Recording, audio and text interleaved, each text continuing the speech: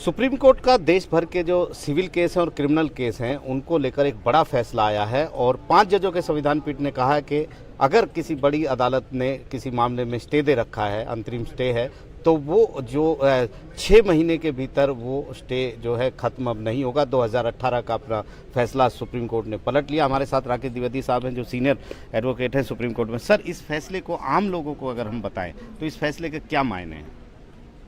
तो इसमें ऐसा है कि एक मुकदमा यहाँ हुआ था सुप्रीम कोर्ट में एशियन रीसर्फेसिंग के नाम से, और वो फौजदारी के मुकदमों से संबंधित था। तो होता क्या है कि जब हाई कोर्ट में कोई एफआईआर के खिलाफ मुकदमा करता है, पिटीशन दायर करता है, और उसमें हाई कोर्ट अगर ये देखती है कि कोई मुकदमा उसके खिलाफ धारा लागू नहीं होती है, मुकदमा नहीं बनता है, तो वो अंतरिम स्टे देती है, इंटरिम ऑर्डर प्रदान करती है। और अक्सर इंटरिम ऑर्डर्स ऐसे होते हैं कि इनको गिरफ्तार न किया जाए या जो इन्वेस्टिगेशन है वही ना चले आगे।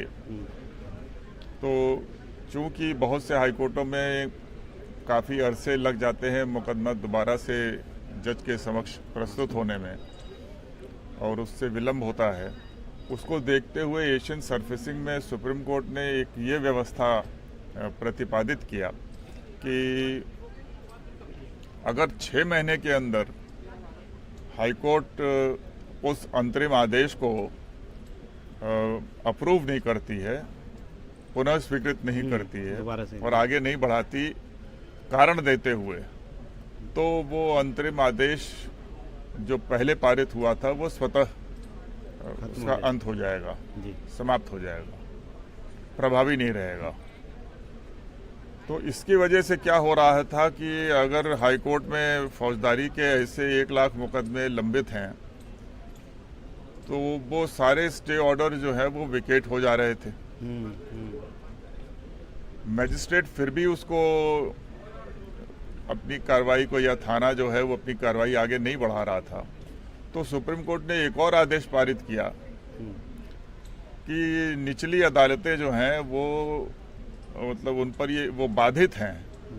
6 महीने के बाद अगर उनके समक्ष वो हाई कोर्ट का दूसरा आदेश प्रस्तुत नहीं होता है तो उन्हें अब अग्रिम कार्रवाई जारी कर देनी चाहिए। अगर थाने में इन्वेस्टिगेशन है तो इन्वेस्टिगेशन आगे बढ़ाना चाहिए।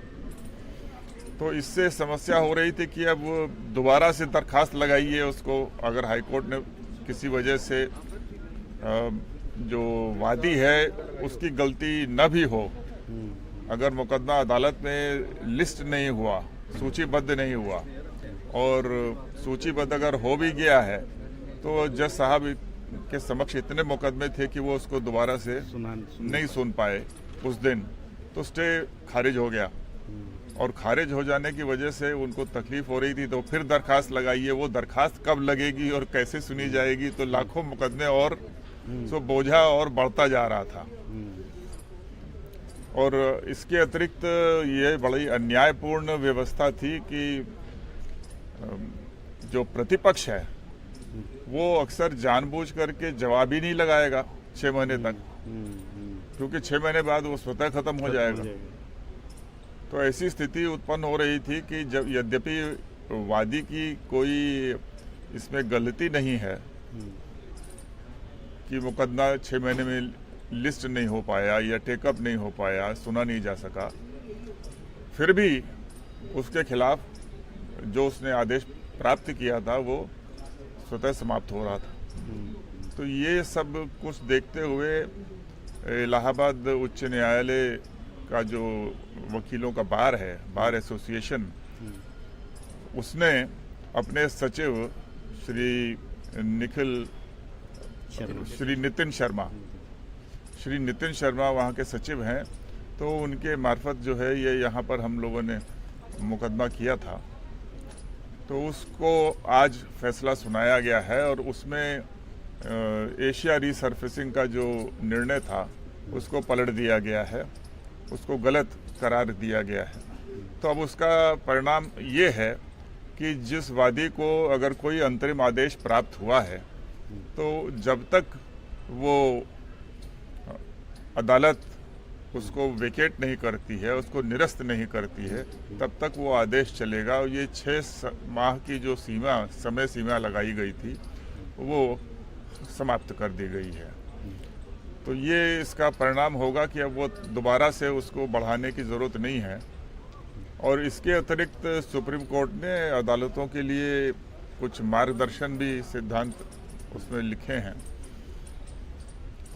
और यह भी कहा है कि जब किन बातों को ध्यान में रखना चाहिए जब आरंभ में अंतरिम आदेश जारी होता है।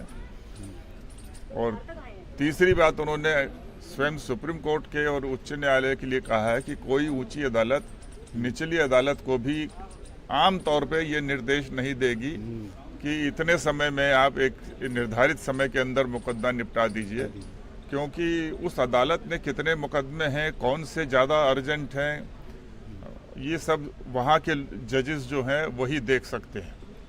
तो कोई बड़ी भारी एक्स्ट्रा ऑर्डिनरी यानी असाधारण परिस्थिति होनी चाहिए, उस स्थिति में कुछ निर्देश हो जाए। पर ये नहीं है कि हर मुकदमे में आप अगर ऐसे आदेश करते चले जाएंगे तो निचली अदालत की जो अपनी सूची होती है वो पीछे जो मुकदमे एक्चुअल वास्तव में अर्जेंट होंगे, जल्दी सुनने लायक, वो पीछे रह जाते हैं। और तो ये एक महत्वपूर्ण। सर, आप बहुत सालों से यहाँ पर हैं, इस फैसले को हम अगर देखें तो स्टे वैकेट हुआ, लाखों लोगों को फायदा होगा।